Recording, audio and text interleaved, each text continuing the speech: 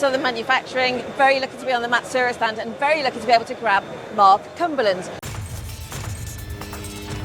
Mark, I hear you had a fantastic year last year and it's starting to look pretty good this year.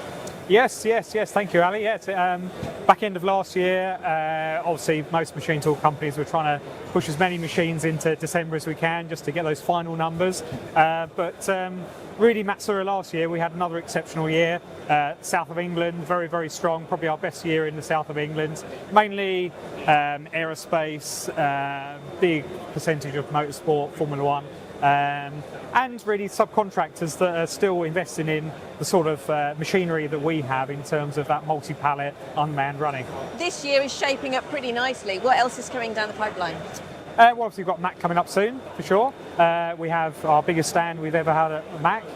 We're bringing some new machines to the marketplace with the new MAM 7270V, which will be our largest multi-pallet vertical 5-axis machine, as well as machines from HP and from Murata as well.